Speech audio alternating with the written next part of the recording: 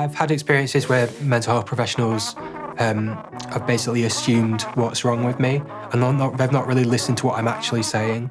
And they feel like you've got it wrong, you don't know how you feel in your own body, because obviously they're older, they know more than you, but actually no, they don't, because it's your body. By like telling us what we're apparently feeling, it can sort of feel like we're having like words put in our mouths and like being sort of almost being told what to feel. And when we feel disregarded or we feel like we're not listened to, it can have a really big impact on our own mental health. After I came out as trans, it was sort of not believing in that, not respecting pronouns. It's quite difficult to find someone who does actually listen and take you seriously.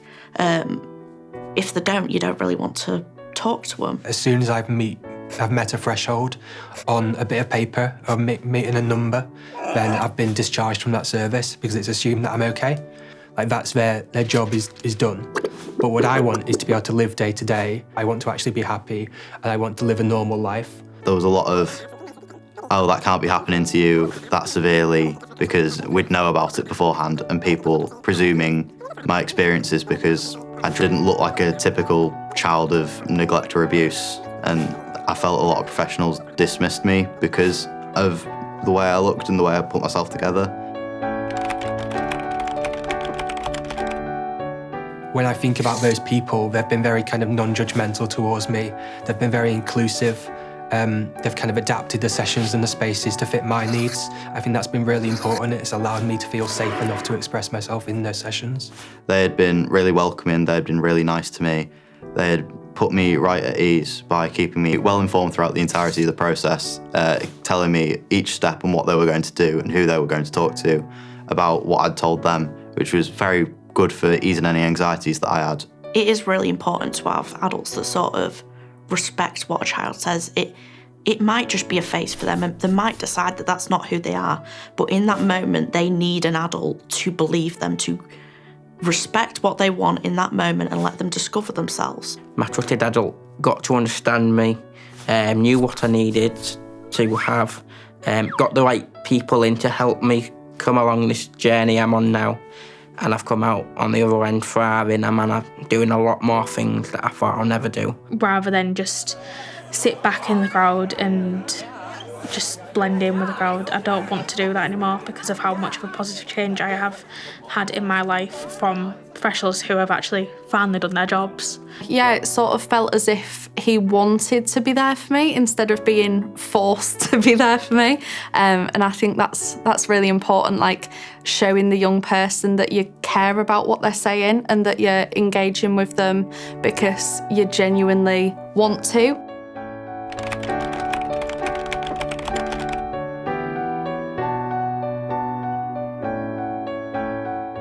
It is really important to have a safe space, really, and it's only the adults within young people's lives that can do that. If you're in like a clinicy setting, like an office or something, you're not going to get a lot out of that young person because they want to feel comfortable. They don't want to feel kind of trapped. Making sure that you're comfortable in the environment, so maybe like offering you the seat nearest the door, so if you feel unsafe you can leave.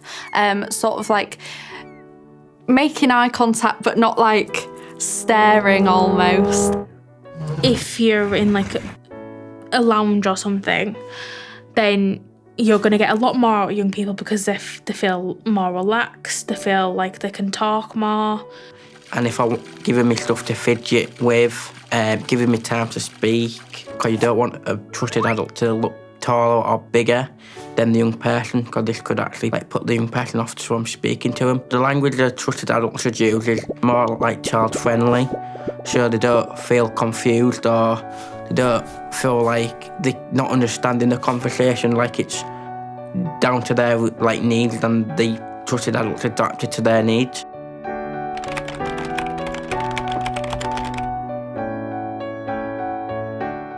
Making sure that you don't have a sense of judgment towards them. Be realistic with the young person with what their expectations is. and how they confide in you, what will happen, how it will happen. I think it's really important that they get to understand each individual young person and not group them together. So from my experiences, my needs are completely different to someone else who might be neurodiverse. So it's about really listening to what they're saying and adapting the sessions to meet their needs. Have that confidence to, if you notice that something's not right, to bring it up if that's appropriate. A lot of the time, someone really appreciates if you've noticed that change in them.